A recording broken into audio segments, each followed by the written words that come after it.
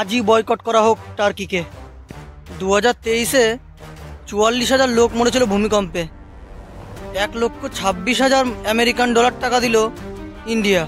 2024-এ 3.5 lakh tourist গেছে আমাদের India থেকে ওদের ইকোনমি গ্রো করার জন্য। আর এই টাকাগুলো ওরা কোথায় ব্যবহার করে? যখন ইন্ডিয়া পাকিস্তানের যুদ্ধ লাগে, নিজেদের নেভিকে পাঠাচ্ছে পাকিস্তানের সাথ দিতে, যাতে পাকিস্তান সাপোর্ট পায় ইন্ডিয়ার এগেনস্টে যুদ্ধ করতে। ওদের ফিমেল সেলিব্রিটি যার কাজই দিল ইন্ডিয়া, ওইখানে গিয়ে আবার পাকিস্তানের নাড়া দিচ্ছে। আমরা মনুষ্যত্ব দেখাতে সবার সাহায্য করতে এগিয়ে আসি, আর এরা নিজেদের জাত আর ধর্ম দেখে সব ধোকা দেয়।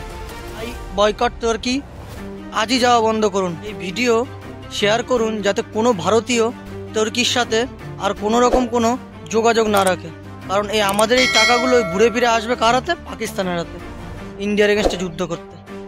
তাই বয়কট টার্কি।